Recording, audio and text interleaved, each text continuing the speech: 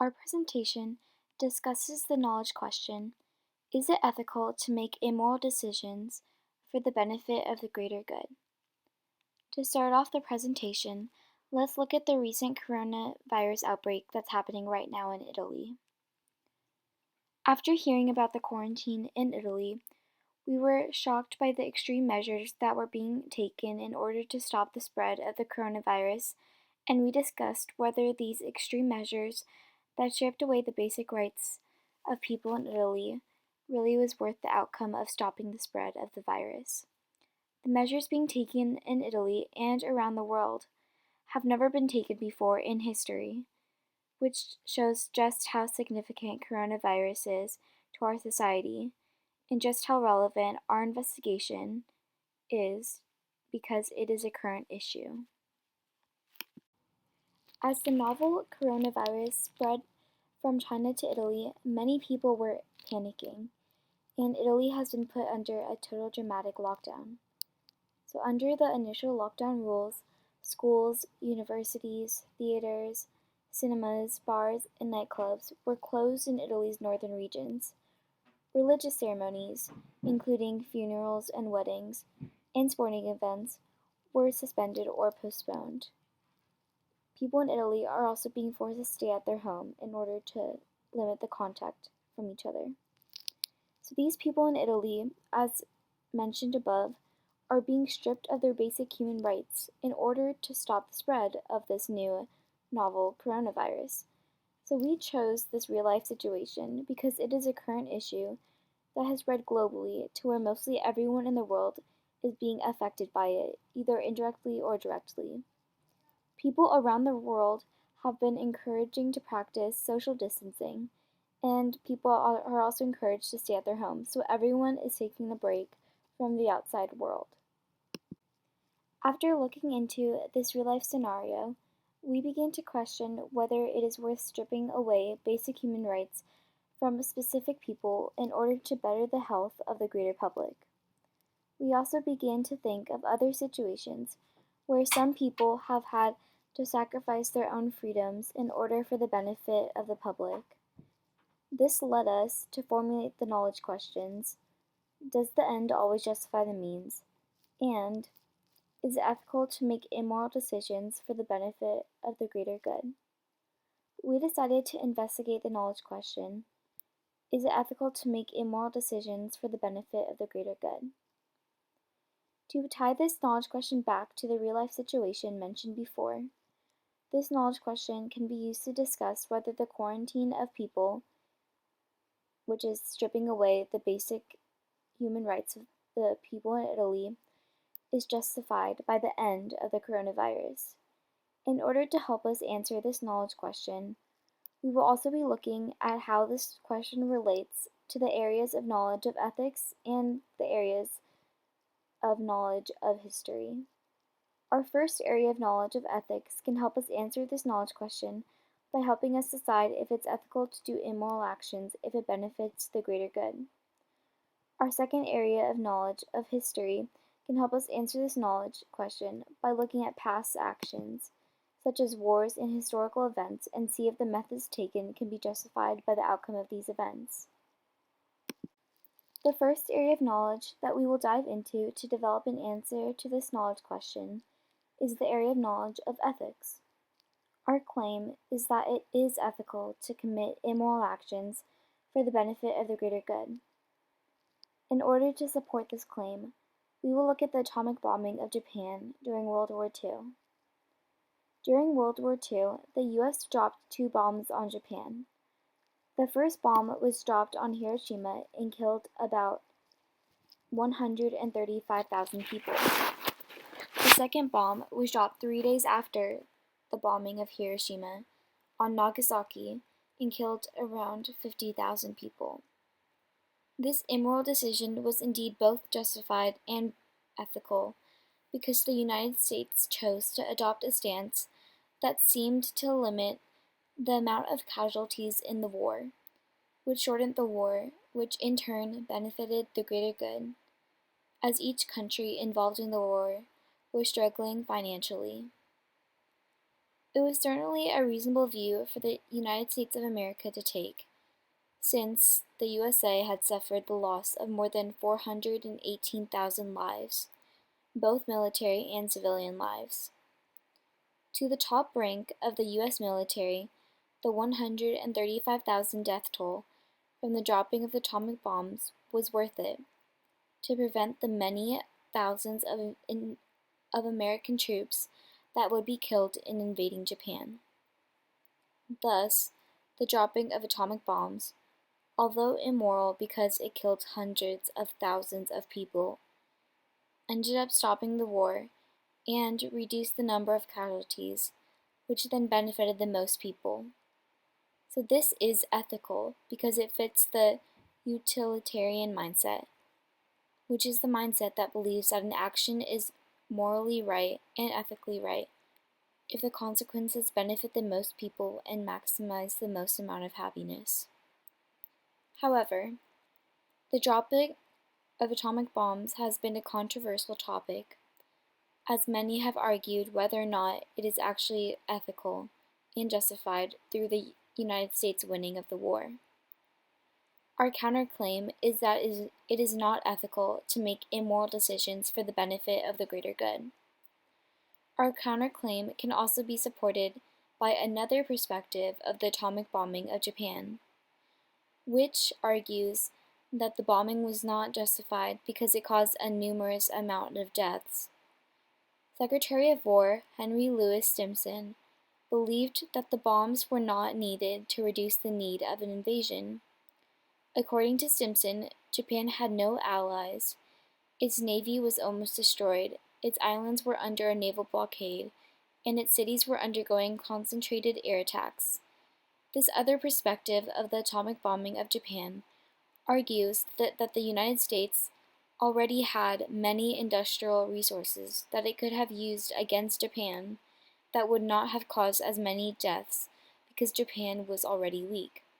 In fact, Stimson believed that a combination of thoroughly bombing blockading cities that were economically dependent on foreign resources for food and raw materials and the threat of Soviet entry in the war would have been enough to stop Japanese.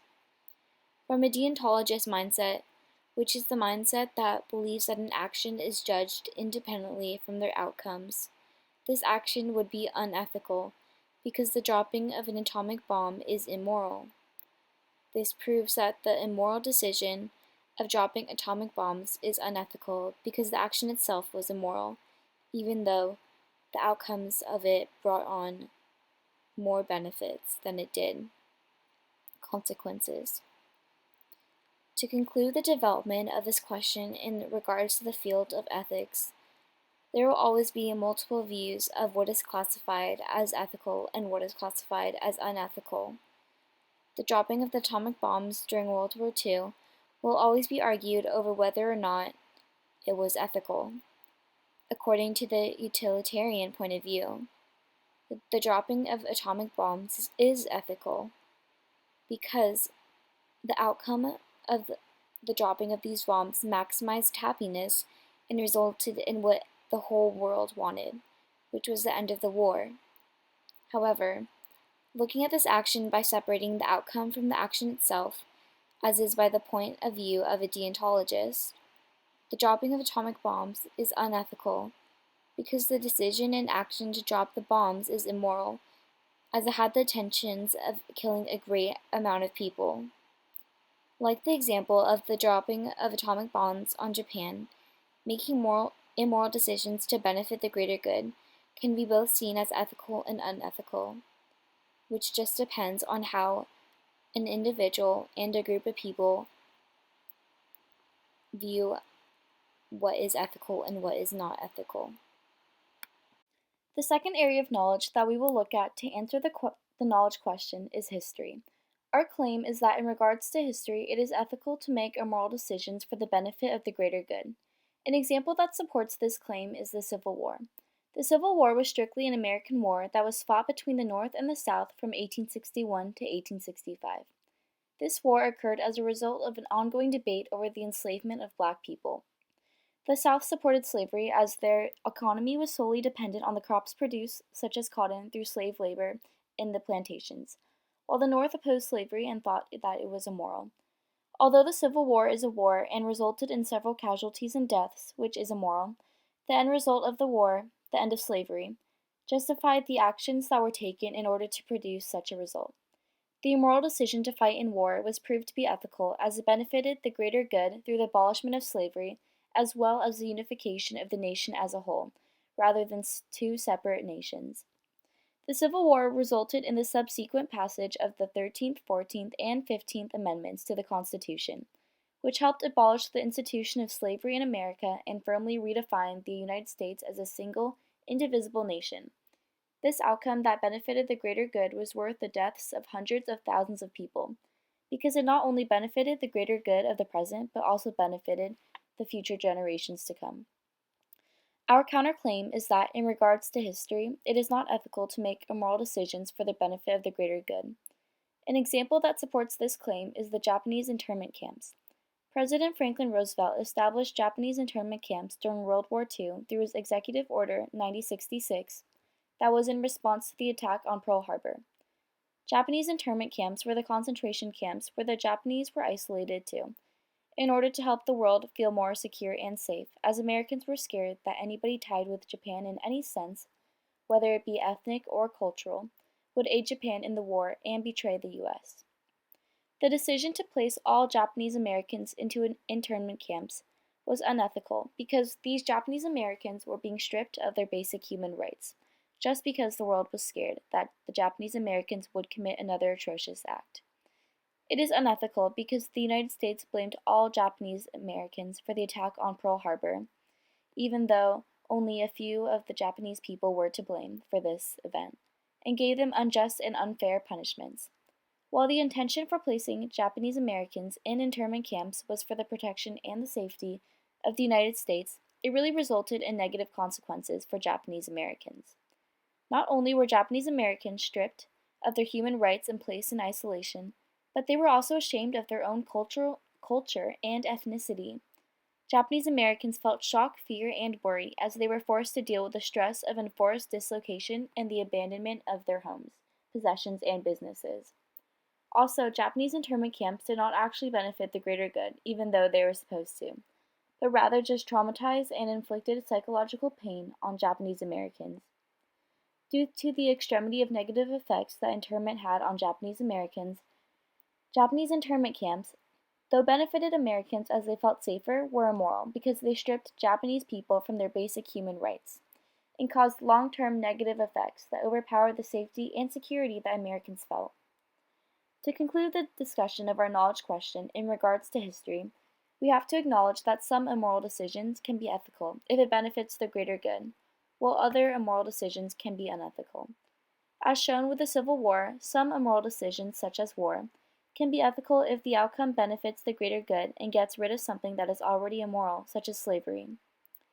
However, Japanese internment camps show that some immoral decisions are not ethical because the action itself is far worse than its intended outcomes and yields more negative effects than it does positive effects. The answer to our knowledge question, is it ethical to make immoral decisions for the benefit of the greater good, depends on the situation itself and an individual's own ethical beliefs and mindset, which means that it is a case-by-case basis. Our personal knowledge of an event, such as our own perspective and recollection of an event, can help us decide whether or not an immoral decision is actually ethical or unethical. However, our personal knowledge differs from our shared knowledge, which can in turn impact how a whole group decides if an immoral decision is ethical or unethical by looking at multiple perspectives of an event. Our shared knowledge of events can be seen in history as facts about historical events that have been made through shared perspectives of the certain events through first-hand knowledge of the different groups of people involved in the event. For example, as mentioned before, the different perspectives from the North and the South concerning why the Civil War was being fought, the casualties of the war, and the outcome of the war all combine in order to form a general conclusion about the Civil War. This general conclusion, formed by our own realization that slavery is immoral and unjust, is that the Civil War was ethical because even though many casualties resulted, it was worth it in the end in order to stop slavery. In this case, the ends really do justify the means, as the benefits of the Civil War greatly outweighed the consequences that the Civil War brought. This supports our claim in our area of knowledge of history that it can be ethical to make immoral decisions if it benefits the greater good. In the field of ethics, there are multiple thinkings and beliefs of what is considered to be ethical. For example, we learned in our TOK class about how different ethicists throughout history have developed different ethical viewpoints to justify why different events are either ethical or unethical. Two different ethical viewpoints that we looked at were deontology and utilitarianism. Utilitarianism can be defined as the ethical viewpoint that focuses on the decision that maximizes happiness, or in other words, benefits the greatest amount of people. Utilitarianism can be used to support the claim that it is ethical to make immoral decisions if it benefits the greater good. An example of this is what we delved in earlier, the dropping of the atomic bombs on Japan. Since the atomic bombs were immoral and killed a great amount of people, but also caused a few number of deaths since it stopped the war, it benefited the greatest number of people and maximized happiness, so utilitarians can prove this as ethical. However, an opposing perspective from this is one from a deontologist. Deontology is basically the ethical viewpoint that focuses on the decision or the action of the event. According to deontologists, the ethicality of an event can solely be determined by the decision of the event and not of the outcome. In this sense, the decision and the outcome must be separated from each other and are independent events themselves. Deontologists would say that the dropping of atomic bombs was unethical because the decision itself was immoral, since it resulted in a great deal of casualties and deaths that could have been avoided if the bombs were not dropped. Thus, whether an immoral decision that benefits the greater good is considered ethical depends on the situation, our personal and shared knowledge, and our own view of ethics. Now we are going to link our conclusion that was formed through the development of our knowledge question in different areas of knowledge to the real-life scenario that was introduced at the beginning of the presentation. So our original real-life situation was the quarantine of people in Italy to protect the general public from the coronavirus and slow down or stop the spread of it. In this real-life scenario, the immoral decision of quarantining people in Italy by placing restrictions and bans on their life as well as locking them in their houses is ethical, because it is really intended to stop the further spread of the coronavirus. Another real-life situation that our knowledge question brings to mind is the story of Robin Hood. Basically, to sum up the story, Robin Hood steals from the rich and gives his stolen goods to the poor. This way, he benefits the less fortunate people, which account for the majority of the population. After being told this story or hearing this story on a countless number of occasions, we as a society have praised Robin Hood and have thought of him as the good guy. This is because through our shared knowledge on ethics, we have come to the conclusion that Robin Hood can be justified through utilitarianism and that he is benefiting the part of the population that falls under the less fortunate, which is the most amount of people. His actions, although moral and hurting the rich, even though the rich are already so rich that they have an unnecessary amount of items, maximize happiness and benefit the greatest number of people. Thus, as stated in our conclusion, to decide whether or not Robin Hood's immoral action that benefits the greater good is ethical or not can be looked at with the ethical perspective of utilitarianism and our shared knowledge of the story to prove that it is ethical, as he is benefiting the people who need it most, who are also the greatest amount of people, and the public opinion there is that Robin Hood is a hero.